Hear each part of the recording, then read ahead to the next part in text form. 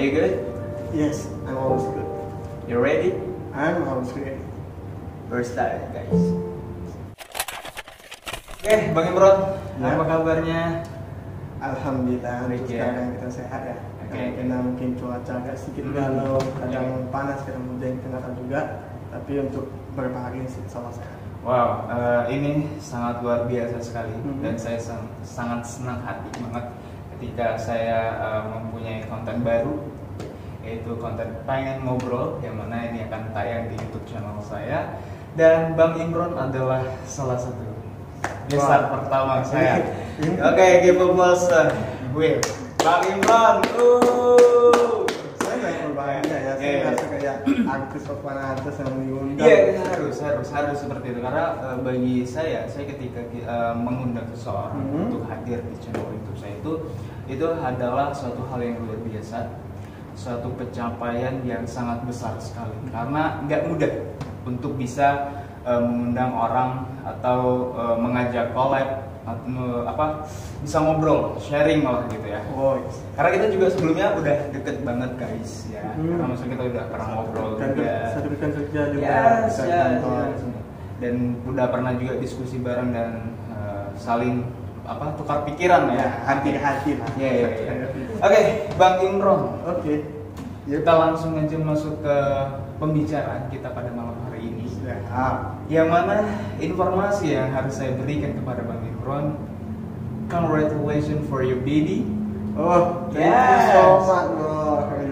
Iya, saya sangat senang sekali. I'm so happy Yeah. because you have a baby girl or baby boy. Yogi sendiri itu senang gitu, apalagi ayahnya. Yes, gitu. yes. Apalagi sangat bahagia lah, seakan-akan kebahagiaan itu numpuk dalam satu titik, lalu kita makan gitu. Yes, Sangat-sangat bahagia. that's great. Ya. Dan ini yang saya suka dari Bang Imron.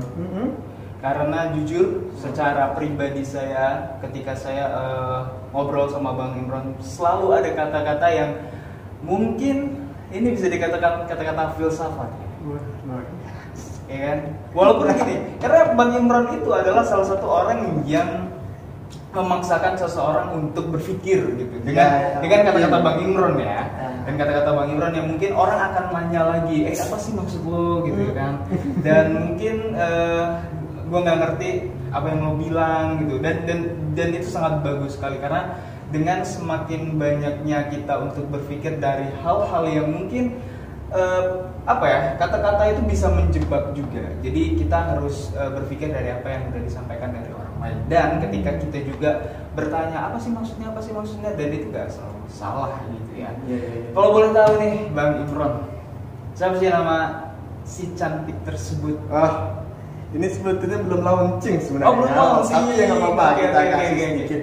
Karena Atau enggak perlu sih. Insya Allah ini akan jadi nama permanen. Oke. Saya juga udah kasih tahu sama keluarga, sama teman-teman juga. Namanya kalau nggak salah ataupun nggak ditukar-tukar lagi nih, namanya itu Kanaya Mahya Sulung. Nah, Sulung itu Ceritain dulu dong, mungkin ada filosofinya dari nama anaknya gitu ya. Karena kalau Kanaya itu sendiri kalau nggak salah artinya itu kebahagiaan. Pokoknya orangnya ria. Karena dia aneh pribadi itu pengen dia itu jadi pribadi yang ria. Karena kalau orang riang itu selalu bisa berpikir jernih dalam setiap kondisi gitu kan. Yang kedua, Kanaya itu orang cerdas. Dia udah riang, dia cerdas lagi. Jadi untuk cantik itu nomor 2 lah, second gitu kan. Dan kata terakhir yang dinisbatkan itu sulung, nama kakeknya kan. Saya udah cari-cari, kenapa nggak nama ayahnya? Iya, itu yang saya mau tanyain tadinya, tapi udah dijelasin. Karena agak sedikit lucu juga ketika Kanaya Mahya Imron gitu kan. Jadi bagusnya memang Kanaya Mahya Sulung banget. Bahasanya tahu nih, ini anak si Sulung itu. Dan dia juga termasuk anak pertama yang akan nanti insya Allah jadi kakak atau sulung dari keluarga atau adik-adiknya. Kalau masih ada adiknya, kalau masih ibunya mau lah gitu. Seperti itulah. Di sulung itu kayak gitu, keluarga mungkin dan sebut sama, biasanya saya itu sering canda ya sama nenek saya. Bercanda seperti ini. Kenapa saya disebutkan namanya sulung, nama kakek? Lebih banyak dapat harta warisan gitu. Oh gitu. Tapi enggak. Ini canda keluar nih. Yang mungkin agak bisa jadi rebutan. Ya. Karena memang membicarakan terkait warisan itu agak sensitif. Ya. Agak sedikit bisa jadi rebutan yang tadinya temen jadi musuh gitu ya. Walaupun itu ada di dalam sebuah keluarga dan ini saya nggak membicarakan keluarga Bang Imron, tapi saya dan mungkin banyak orang akan mengalami hal yang sama gitu. Bercanda itu memang sedikit diketawain lah sama neneknya gitu. Apa kamu ini warisannya aja nggak ada mau gitu. Memang candaan lah gitu. Makanya suatu kebanggaan lah kayak kita menisbatkan bahasanya kita meletakkan nama kakek di situ. Dan kakek itu punya anak, mama saya, sama nenek gitu kan. Dan saya pribadi juga anak dari mama saya gitu. Dan saya punya anak dan anak saya itulah. Dan mungkin bebas lah panggil, tapi mama sendiri nggak suka dipanggil Naya. Wow. How about your feel when you have a baby girl? I feel ya. Yes. Pertama itu pasti senang, kedua itu bersyukur ya. Bersyukur karena Allah itu masih sedikit memberi kita kesempatan untuk diberikan sebuah nikmat yang mungkin dikatakan tiada tara gitu ya, kalau untuk di lingkungan keluarga. Karena seringkali kita menjumpai bahasanya ada yang sudah berumah tangga puluhan tahun, namun belum dititipkan rezeki tersebut, belum dititipkan nikmat tersebut. Banyak orang yang memakai cara yang bahkan 1000 cara dipakai. Ada yang halal maupun haram dipakai agar bagaimana mendapatkan anak tersebut gitu ya. Dan ketika kita mendapatkan rezeki tersebut, mendapatkan nikmat tersebut, yang pertama yang kita ucapkan syukur, alhamdulillah. Alhamdulillah itu sebagai bentuk syukur kita Allah memberikan nikmat, memberikan ujian sekaligus. Karena kan anak kita itu dititipkan bukan sekedar hanya nikmat ya, sebuah ujian juga. Karena dia itu adalah anugerah. Iya. Itu dia. Anak adalah sebuah anugerah. Sebuah nikmat yang mungkin harus dijaga. Dan itu ujian bagi kita bagaimana kita nanti mengarahkannya. Apakah kita mengarahkan nanti ke hal baik ke arah atau kita mengarahkannya hal yang buruk gitu kan.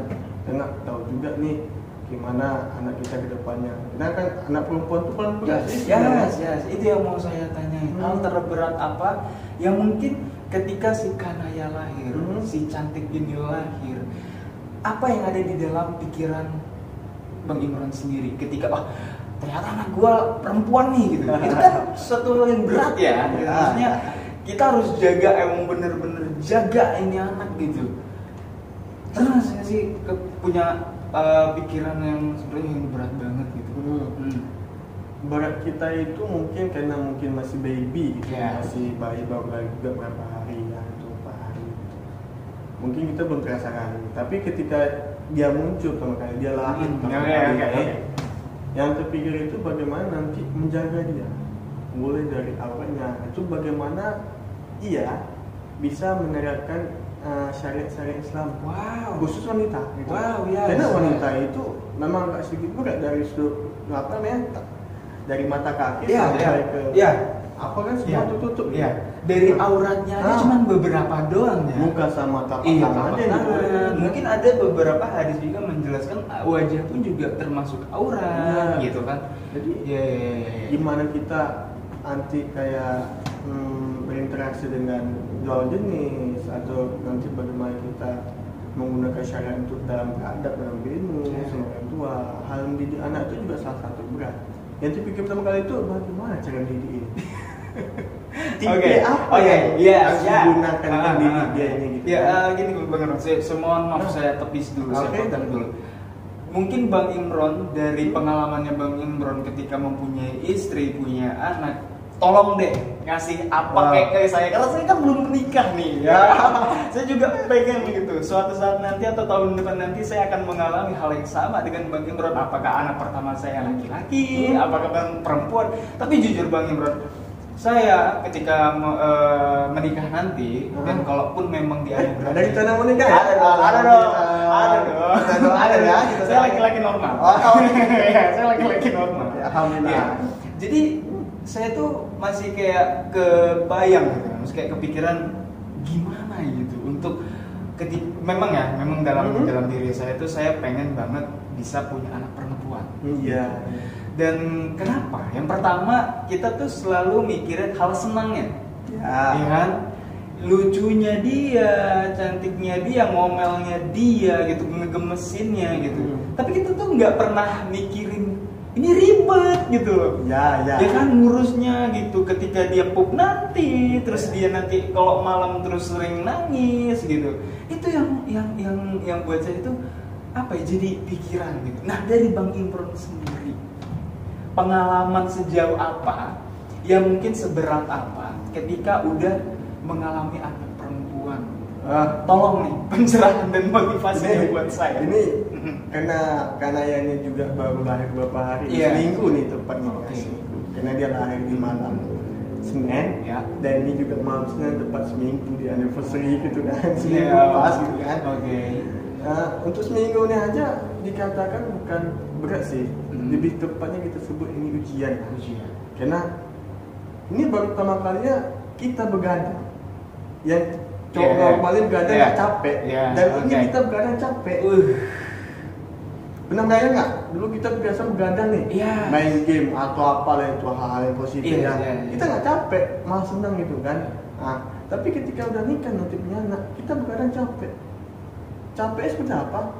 Kita lelah, bukan hanya sekedar fisik ya, pikiran juga. Karena nanti pas capek kita yang seharusnya bisa tidur seperti normal gitu kan, kita nggak bisa tidur karena anak bangun gitu kan, ya 10 menit sekali udah bangun gitu kan, lihat istri udah capek kali kan, kita gantian jagain gitu kan. Belum lagi besok kerja pagi-pagi berangkat dari kantor ke sini gitu, kan baru 2 jam atau lebih gitu kan, terus berangkat subuh gitu kan. Dan ya lagi-lagi itu sebuah ujian yang harus kita terima gitu, suatu nikmat yang harus kita syukuri gitu kan. Itu memang luar biasa, apalagi nanti Bang Yogi minta kiat-kiatnya nih bagaimana. Ya kalau mulai dari kiat-kiatnya gimana ya Bang Yogi? Ini suatu hal yang sedikit yang saya pribadi juga belum banyak pengalaman sih. Karena nikah juga baru setahun ya. Tapi saya nanti coba gambarkan lah apa yang jadi pengalaman pribadi nih, gimana perasaan yang dirasa ketika sudah nikah itu. Seringkali kita lupa bahwasanya proses nikah itu kita selalu mikir hal-hal yang enak ya. Itu seringkali digambarkan di saya. Sering digambarkan di kepala saya itu, nikah enak nih, bisa mesra-mesraan nih kan. Yang biasa nggak pernah upload story mesra gitu. Kita udah upload mesra gitu kan. Udah bisa susah. Kita udah bisa manasin teman-teman kita yang jomblo gitu kan. Ngejokes ya. Bercandain gitu. Mana ini ya? Meledekin. Biasa kita meluk bantal guling gitu. Udah bisa meluk istri kita gitu. Suatu hal. Tapi kita lupa. Apa tuh? Lupa proses menuju situnya gimana gitu. Contoh nih Bang Yogi, analogi sederhana nih. Kita mau beli, kita tahu rasa minuman dingin itu sangat segar ya. Contoh minuman segar itu ada di kedai itu. Yang dipikirin kita itu cuma minuman tersebut, tapi kita lupa proses mendapatkan minuman itu gimana gitu. Boleh kita harus siap-siap dulu. Harus bersusahkan diri dulu untuk berangkat ke sana. Cari motor dulu, engkol dulu, dia engkol dulu, macetnya dulu. Sampai sana ada uang kita tidak. Itu kan seringkali kita manusia lupa, dan kita sering lupa prosesnya.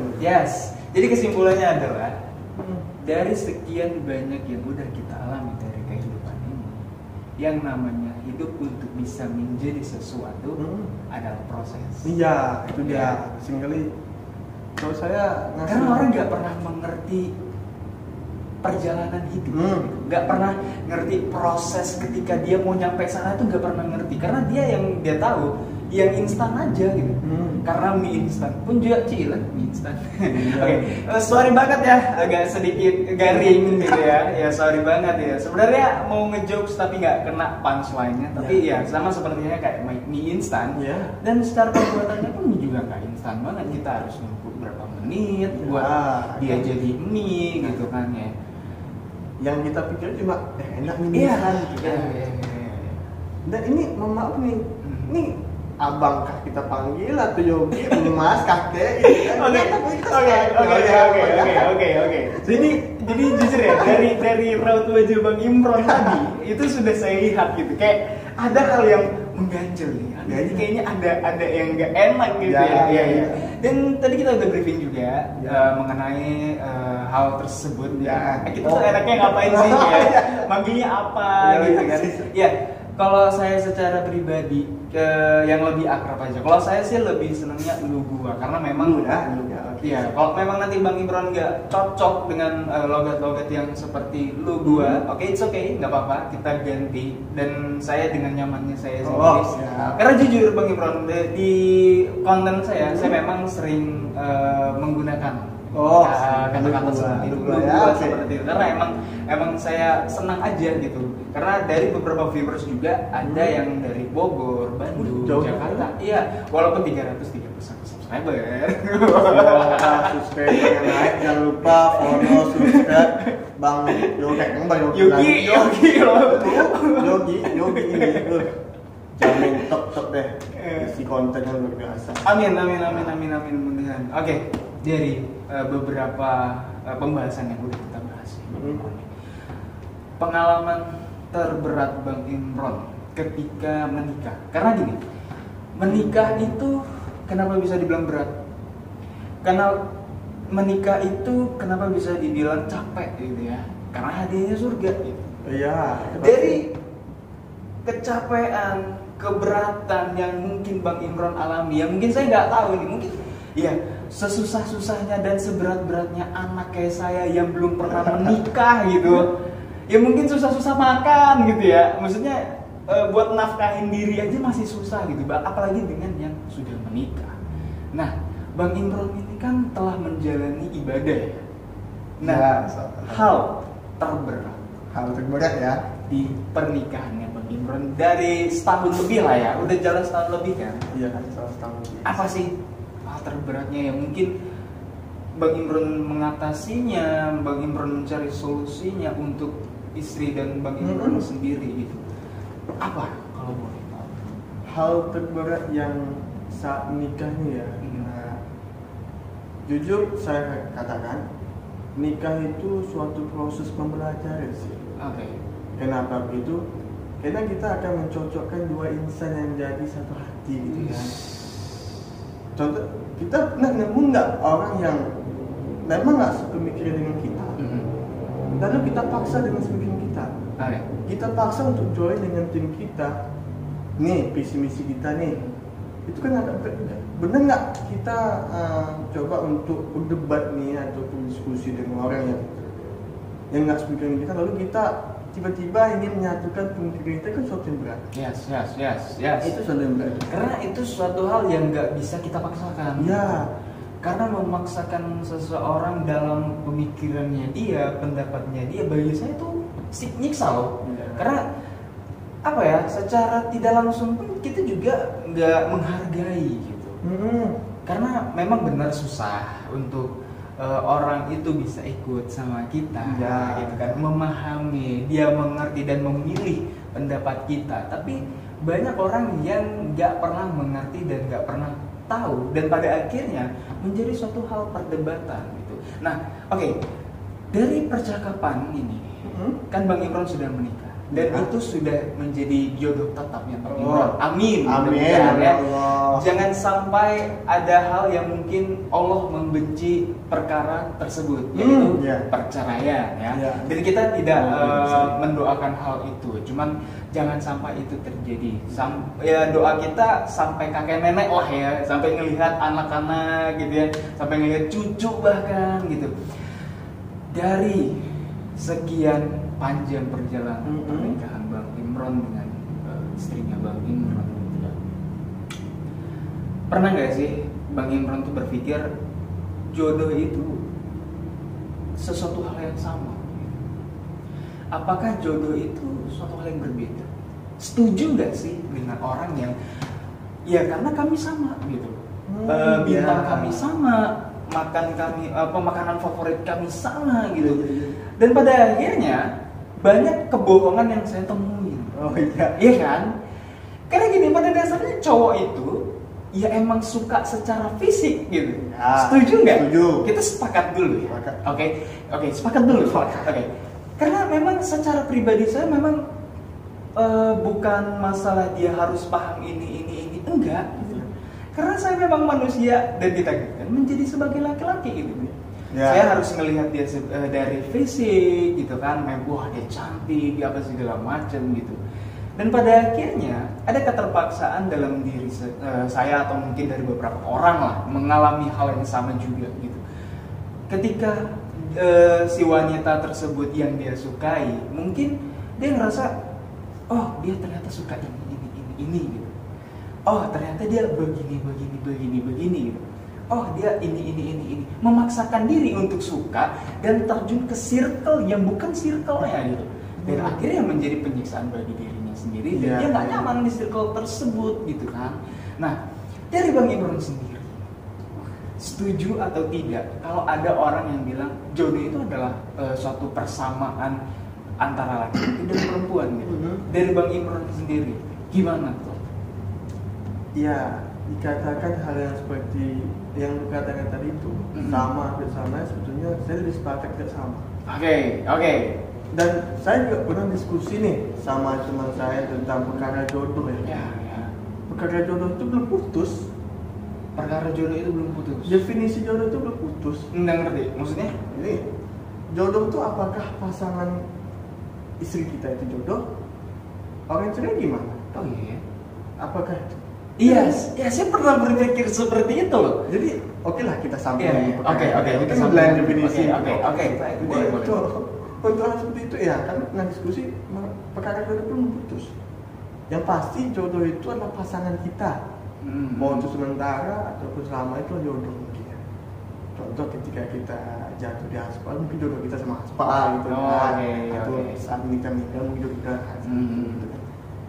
Jadi udah bahas itu lama-lama ya udah nggak putus. Dan menyangkut dari sama atau sama sebetulnya Allah menciptakan manusia itu memang nggak ada satu sama lain pun sama. Pernah nggak lu jumpai kembar identik yang wajah sama? Iya kan? Iya. Semua fisiknya dari sama. ujung rambut sampai ujung kaki sama. Dan saya juga punya teman seperti itu. Tapi kita bisa menemukan perbedaannya ketika udah lama berteman. Berarti itu menunjukkan bahasanya secara apa garis besar kalau itu juga nggak sama dan bentuk lain karakteristik ataupun sifat dari fisiknya aja kita bisa bedain gitu. Jadi saya memang pernah punya teman kembar, dia cantik banget karena dia cewek ya, dia cantik banget. Jadi terkadang orang yang kembar ini kalau dia tinggi agak sedikit besar badannya, kalaupun dia kecil pendek, kalau agak sedikit kurus gitu. Nah yang tinggi dan gede ini secara fisik itu adiknya. Iya. Jadi kalau orang kembar itu biasanya dinilai atau membedakannya dari situ gitu. Secara tidak langsung mau sekembar apapun dan semirip apapun, kita akan menemukan yang namanya perbedaan. Ya. Karena di dalam Al-Quran pun juga dijelaskan bahwasanya telah diciptakan manusia berbeda-beda. Itu dia. Gitu. Dan berbangsa-bangsa gitu kan ya. Jadi mohon maaf guys, saya juga lupa Quran surat apa, nanti saya bakal spill di bawah. Ya sorry banget. Jadi hanya beberapa kata-kata atau beberapa penjelasan dari kutipan dari Al-Quran tersebut. Nah, itu silakan Bang Imron lanjut. Dari segi itu aja udah tahu itu berbeda. Allah pun ciptakan manusia itu mungkin nggak ada sama dengan satu. Itulah bukti kuasanya Allah ya. Jadi kalau Bang Yogi bilang kata ini sama nih Capricorn sama Capricorn ini, kambing sama kambing gitu. Benar. Ini cocok nih Leo sama Capricorn cocok nih Leo singa gitu. Capricorn kambing mati lah Capricorn gitu kan. Iya. Itu nggak masuk akal saya gitu. Makanya sejatinya memang kita yang namanya menyatu itu kan ibaratnya ada pepatah mengatakan kalau nggak salah nikah itu menyatukan dua yang berbeda ya. Ya. Itu saya setuju banget, sampai sekarang saya setuju banget. Ya. Menyatukan yang berbeda, bagaimana nanti saling melengkapi gitu. Saya pernah ada quote bagus nih. Quote bagus ini, kita tuh sering mencari yang sempurna. Yes. Nah, saking terlupa bahasanya yang membuat sempurna itu ya diri kita dengan pasangan kita gitu. Karena pada dasarnya menikah itu adalah menyempurnakan agama. Itu saya sepakat kali. Iya, memang benar ya kan? Jadi jujur ya, dari perkataan Bang Imran saya tuh langsung kayak oh yes, benar itu. Ketika kita menikah, maksudnya kita memilih jalan yang benar ya, bukan jalan yang pacaran atau hal-hal yang gak baik gitu ya. Secara tidak langsung emang saya merasakan hal itu gitu. Jadi ketika Bang Imron bilang sesuatu insan atau insan yang berbeda, ketika dia disatukan, dia adalah orang yang berbeda dan dia akan mencari kesempurnaan itu dan menyempurnakan agamanya dan bahkan pernikahannya dia sendiri gitu. Dan itu emang nggak ada salahnya dan itu benar gitu. Ketika saya bilang oh iya, makanya ada orang bilang ketika saya mau menikah saya ingin menyempurnakan agama saya. Biasa. Dan ini satu hal lagi ya, kenapa Allah itu setiap manusia itu berbeda-beda dan satunya. Pernah kebayang nggak lo ketika dalam kehidupan ini cuma ada kebahagiaan tanpa sengsara? Ada kebahagiaan, ada kebahagiaan, sengsara itu tidak ada. Kayaknya nggak mungkin. Ya, kebayang nggak lo kita punya satu visi sama ataupun kita nggak berbeda nih kan? Lalu letak ujiannya di mana? Letak cobaannya di mana? Letak nikmatnya di mana? Kita tahu manis itu kan ada pahit kan? Yes. Iya kan? Yeah. Kita tahu bahagia yang menikah itu kan ada yang berbeda dari kita. Yeah. Kita mendapatkan orang yang kita cintai mungkin berbeda dengan sifat kita. Itu kan? Ada sesuatu yang istimewa dan diri dia membuat kita senang. Gitu. Jadi seakan-akan Allah itu menciptakan memang beda itu agar kita tahu arti bahagia, agar kita tahu arti sebuah nikmat, agar kita tahu arti sebuah ujian, agar kita tahu arti sebuah kesusahan. Allah ciptakan kita terjatuh, Allah suruh kita terjatuh agar kita tahu rasanya bangkit. Allah ciptakan kita pulih agar kita tahu caranya untuk berdiri lagi. Dan nggak ada manusia berdiri terus itu kan tidak. Jadi sesuatu itu ada hubungan timbalinya sih. Kalau saya simpulkan dari beberapa perkataan Bang Imron, yang mana kita tuh telah diajarkan dalam agama Islam itu Allah itu tidak akan merubah suatu kaum, yang mana kaum tersebut tidak mau merubah kehidupannya sendiri gitu. Kita udah tahu kita susah, tapi kita nggak mau merubahnya gitu. Bagaimana Allah yang mau merubah kehidupan hambanya gitu. Jadi sama sepertinya kayak gini. Ada teman saya yang bilang, lu nggak kasihan sama dia gitu. Bukan masalah nggak kasihan gitu. Pertanyaan saya cuma satu, apakah dia tidak kasihan dengan dirinya sendiri? Iya kan? Dia itu udah tahu dia nggak bisa. Dia itu udah tahu dia nggak tahu apa-apa, tapi nggak mau tahu tentang apa yang harus dia pelajarin. Gitu. Jadi bagaimana orang mau memberitahu dia, mengajarinya dia, tapi untuk diri dia sendiri aja dia nggak tahu gitu. Dia nggak mau membantu dirinya sendiri. Orang nggak ngerti juga cara membantu orang tersebut gitu. Dan hal itu, jujur dari perkataan Bang Imron itu banyak hal yang masuk atau hal yang sama dari beberapa pengajaran dari agama Islam. Dan ini luar biasa banget ya. Ini luar biasa sih. Obrolan yang sangat luar biasa dan ini religius banget ya.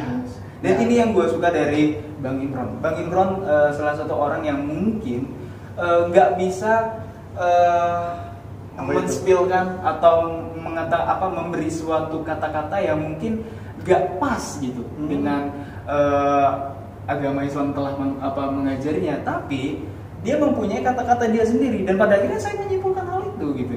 Itu yang saya dapati ya Bang Imron. Dan I'm so sorry because with my fault, I know gitu. But Ya, you are so awesome bro. Ya, Thank you so much. Mungkin ada lagi yang mungkin harus lo sampaikan pada gua gitu dari beberapa hal yang mungkin terlalu panjang nih gua ngomong. Tentang inilah kita bahas tentang yang namanya perbedaan tadi ya. Ya. Tadi kita sempat masih perbedaan ini juga tahu enggak kan, kita juga bahas perbedaan tentang bagaimana perjuangan dari sebelum menikah dan menikah itu ya.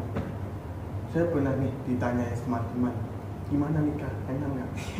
Iya, karena jujur ya, bukan masalah enak nggak enak, karena banyak orang yang berpikir nikah itu cuma mau enaknya doang gitu. Jadi ini pertanyaan jebak kah? Oke. Atau sedang meledek kah? Iya, oke. Atau memang ini betul nanya ini kan? Iya. Ya, saya pribadi jawab seperti ini. Kita nih hidup di panggung sandiwara. Yes. Kadang enak, kadang enak. Kadang kita di atas, kadang di bawah. Apapun kondisi kita, mau kita menikah, mau mengajar, mau kita gimana pun bentuk kita, pasti ada momen kita nggak enak, ada momen enaknya gitu.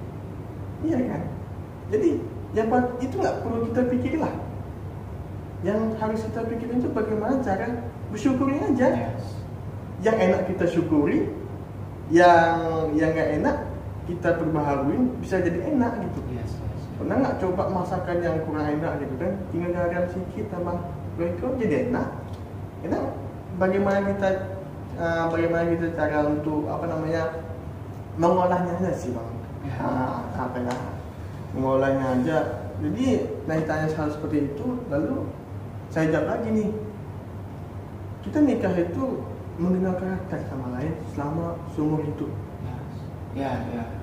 Bahkan kata orang nih, kalau kita memang kenal cewek ini dari lama ya, kalau cuma kenal 1% dari sifat cewek itu, ya setelah nikah baru kenal 1%. Kita pernah beda. Dan itu memang terbukti. Dan kita proses belajar kita itu ya momen ketika kondisi tertentu sifat buruknya keluar. Tuh, kita bagaimana nanti cara menasihatinya, bagaimana cara nanti membimbingnya, begitu pun dengan sifat kita nanti gimana gitu, bagaimana kita gitu kan. Dan itu nggak akan pernah berhenti seperti itu, karena kita nggak akan pernah luput dengan namanya khilaf dan salah gitu kan. Laki-laki itu cenderung melakukan kesalahan yang sama. Contoh nih, jangan pulang begadang malam. Ya, kita bisa lagi. Oke lah, kita minta maaf gitu kan. Ya kadang kita mencoba. Saya sampaikan sama istri saya tentang hal seperti itu. Selama kita punya niat untuk berusaha memperbaikinya, maka syukurlah. Walaupun masih terulang lagi hal tersebut dan dia nampak berusaha untuk memperbaikinya, maka syukurlah. Oke. Dari kesalahan yang sudah ada, yang terkadang membuat seorang wanita muak, ya kan? Karena kesalahan laki-laki itu bagi saya ya emang sudah ada dari sananya. Emang dianya begitu, laki-laki gitu. Kesalahan itu bisa diukur nggak sih? Kesalahan itu nggak bisa diukur sih. Nggak bisa diukur. Saya pribadi. Ya, oke. Karena kita nggak ada penilaian ukurnya. Itu salah. Karena contoh ini kalau kita ukur dengan Islam, kalau budaya mereka itu salah, gitu kan. Kalau diukur negara Amerika, budaya Indonesia ini salah gitu. Contoh nih, ambil nih contoh kalau di Amerika itu boleh deh ngumpul nggak sama muhrim ya. Oke. Itu diperbolehkan mungkin ya. Di Amerika. Ya, contoh kumpul-kumpul boleh. Orang itu boleh. Mungkin juga bisa dikatakan nikah berhubungan tanpa nikah juga boleh. Dan kita nggak boleh kalau kita ukur standar yang lebih agama Islam, kita nggak boleh. Maka negara kita juga nggak boleh. Jadi standar kesalahan itu tergantung bagaimana kita menggunakan alat ukur sih sebenarnya. Kalau kita gunakan alat ukur ini ya ini, jadi agak abstrak ya. Tapi kalau kita Islam, pasti tentunya kita mengukur dengan standar yang memang syariat Islam lah gitu kan. Dengan cara kayak mendidik istri itu gimana, mendidik anak itu gimana, nanti kesalahannya gimana, nanti kalau kita salah gimana seharusnya, ketika kita marah itu nada tergiti pada orang tua gimana. Nah, Nah, saya coba belajar bagaimana cara nada saya itu nggak boleh lebih tinggi dari orang. Kalaupun saya lagi kesal-kesal sama orang tua, paling saya cuma ada penegasan kata, paling itulah kalau saya kesal atau mau menasihati.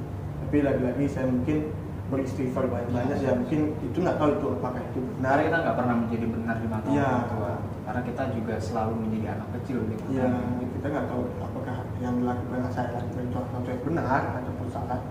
Dan itu emang sulit bang, karena saya juga jujur, saya bukan dari keluarga yang harmonis. Mungkin saya sudah pernah ngobrol, pernah diskusi hal itu juga gitu. Untuk mengatasi perasaan itu, untuk mengatasi dan atau menjinakkan ego kita dalam diri kita, itu bukan suatu hal yang gampang. Itu bukan suatu hal yang mudah gitu. Buat untuk bisa ngalah, untuk bisa meredam amarah gitu. Dari Bang Imron sendiri yang mungkin oke lah ya, anggaplah bisa untuk mengatasi hal itu, dan mungkin bisa keluar lah dari ketika ada permasalahan, ada konflik di rumah tangga dengan ibu atau dengan bapak. Mungkin pilihan Bang Imron ketika ada konflik ya, itu bisa nggak sih kayak misalkan keluar kah, atau memilih untuk apa, untuk ya ngalah yang seperti apa gitu maksudnya? Sebetulnya cara yang baik itu kita ngalah dulu, diam dulu ya. Karena cenderung orang kalau kita ada konfliknya, dia nggak peduli dia salah tuh. Yes. Itu kan, dia nggak peduli dia salah atau benar. Yang penting marahnya itu sampai ke orang tersebut. Tapi itu benar tidak? Tapi itu benar tidak ketika dia marahnya itu sampai dengan orang tersebut? Tapi itu benar tidak? Keinginan orang itu sampai marah dia tersebut adalah agar orangnya merasa bersalah, baru dia puas, baru dia reda marahnya. Biasanya gitu orang. Oke. Contoh kalau kita marah kita, kalau udah merasa bersalah, dia baru kita puas. Tapi kalau dia belum merasa bersalah, belum marah juga kita. Ada 2 step nih kalau dari pengalaman pribadi nih, saya nih kalau lagi marah nih. Kalau saya lagi marahnya pertama saya sampaikan dulu marah saya ini, dan buat dia rasa bersalah, baru saya puas. Gitu kan. Tapi itu walau kita nggak tahu juga. Tapi insyaallah kalau saya menjadi istri saya itu, saya nggak mau nadanya tinggi gitu kan. Karena orang tua saya juga mengajarkan nada tinggi gitu. Saya mengajarkan bagaimana cara nanti menganalogikan aja lah. Dengan contoh nih, ketika saya marah sama istri saya tentang hal tertentu nih, tentang kutip nih, saya contoh ini. Kira kalau posisi Abi gitu kan, Ami posisi Abi gimana? Ngomong itu membuat dia berpikir lagi. Kita posisikan di diri kita gitu. Salah nggak kira-kira? Kalau misalnya selama ini Abi nggak pernah marah nih, marah ya. Pokoknya dengan kata-kata yang mungkin lembut gitu. Yang diajarkan Islam itu memang lembut gitu. Yes.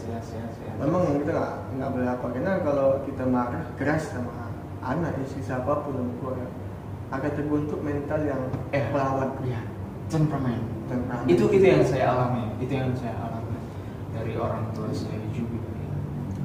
Mulai dari kata-kata yang lembut ya, dari mendidik anak itu. Saya juga sempat membaca sedikit buku tentang ternyata di biasa orang Arab itu ya, mendidik anak itu ya, dia dengan kata yang lembut. Contoh, kalau Nabi Muhammad yang sering manggil Siti Aisyah dengan Humairah, itu yang lembut, sebagai bentuk rasa sayangnya Nabi Muhammad kepada ibu dan kita Siti Aisyah itu kan. Kadang ada juga yang mungkin kita salah konotasikan bahlul, bodoh. Apa gimana? Berarti bahlul itu bodoh kan? Maksudnya sama nggak? Ini sering kali kita lupa.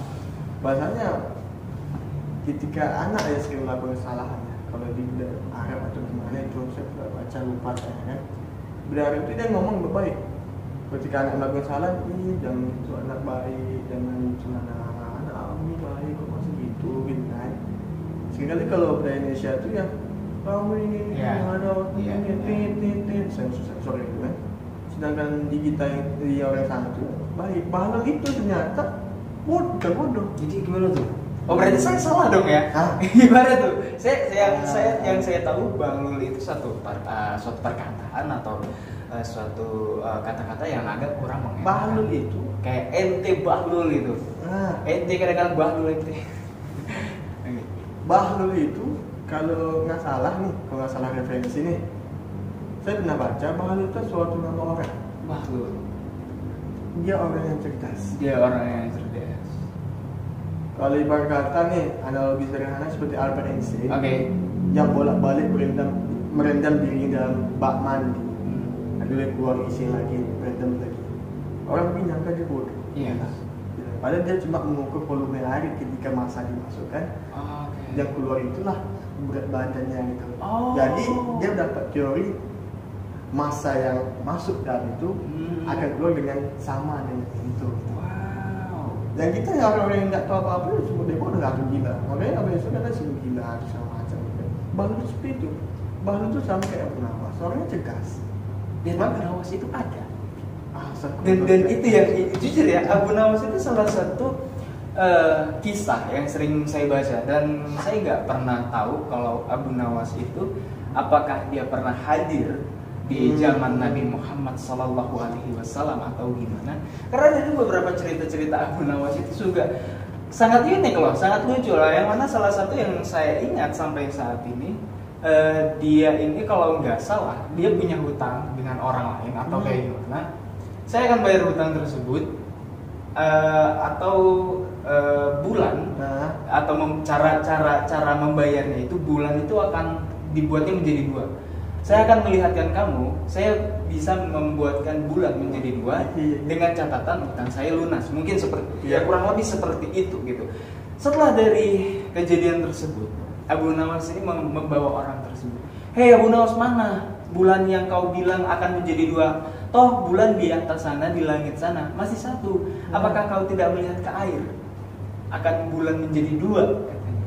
Di situ jujur bener-bener yang saya nggak pernah berpikir sampai sana gitu. Apakah nggak tahu ya ciri-ciri orang cerdas itu seperti itu apa gimana? Cuman jujur hal yang unik dari cerita Abu Nawas semuanya saya senangnya dari semua. Saya senang yang favorit ya, favorit saya. Kalau lu nanya sama saya ini tentang apakah Abu Nawas itu nyata atau tidak, saya belum juga tahu nih. Walau lah, karena belum mengulik secara rinci, karena mungkin ke fakiran ilmu saya pribadi tentang hal seperti itu, mungkin belum paham tentang seperti itu. Kalau saya pribadi mungkin memang hanya kaya atau apa itu untuk kayak memotivasi anak-anak gitu. Saya pernah cerita sama teman saya bahwasanya pintar sama cerdas itu beda. Yes. Apa tuh? Karena ini banyak yang nggak tahu ya tentang pintar sama cerdas itu, it's so different guys. Dan silakan Bang Imron untuk menjelaskan apa itu pintar, apa itu cerdas, dan perbedaannya apa. Orang pintar itu biasa cenderung ditempatkan di tempat yang akademis. Akademis. Oke. Itu seperti contoh dia paham matematika, dia paham kimia. Sedangkan orang cerdas itu orang yang bisa meletakkan sesuatu pada tempatnya. Sesuatu pada tempatnya. Mungkin Bang Imron bisa memberikan gambar atau contohnya? Contoh nih, orang pintar nggak akan paham bagaimana tata cara ngomong sama orang yang lebih tua ataupun ngomong sama orang yang punya karakter seperti ini. Orang pintar nggak akan paham. Contoh nih karakter Pak Lu nih orangnya pemarahan. Orang pintar nggak akan paham bagaimana ngomong dengan lu gitu kan, dengan karakter pemarahan. Orang pintar akan paham dengan cukup melihat, dia akan paham bagaimana cara menyesuaikan dirinya ngomong sama orangnya pemarah. Jadi ketika ini orangnya pemarah, kalau ini begini, saya harus seperti ini. Dan secara tidak langsung, orang yang cerdas adalah orang yang bisa berbaur kepada orang-orang yang mungkin berbeda dari karakternya ya. Itu cerdas exactly. Ini hasil diskusi ya. Tapi saya juga lebih tahu nih definisi berbeda saya ke satu yang berbeda atau tidak. Tapi saya sempat diskusi teman saya mengatakan memang itu berbeda. Pintar itu sering diletakkan di tempat kritis dan cerdas itu yang saya sampaikan tadi ya. Cerdas itu lebih dia memiliki sifat yang kreativitas. Orang yang memiliki kreativitas tinggi. Cerdas. Orang yang memiliki kreativitas. Dia bisa mengakali sesuatu dengan yang apa yang punya di sini. Oke. Saya pernah itu kayak gimana ya? Orang cerdas itu sederhana seperti inilah. Kalau orang biasa mungkin kalau main bola ya dengan bola. Kalau orang cerdas itu gimana caranya kita bisa beli bola? Gimana caranya bolanya ada tetap main kita? I know ya. Kreativitas itu tinggi mungkin ya. Tapi untuk lebih rinci mungkin alam kita juga nggak tahu gimana definisi cerdas ataupun pintar itu gimana. Tapi apalagi jenius itu lebih lagi lah kan, atau gabungan dari pintar sama cerdas, jenius itu kita nggak tahu. Tapi hasil diskusinya nggak tahu, itu diskusi dari teman saya bahwa cerdas itu pandai meletakkan menempatkan diri pada suatu tempat dan dia memiliki kreativitas. Yang pintar itu lebih cenderung penggunaan pada sosok objek ataupun orang di akademisi seperti itu. Oke, simple wordnya itu orang pintar belum tentu cerdas, tapi orang cerdas sudah tentu pintar gitu ya. Mungkin bisa dikatakan seperti itu kali ya.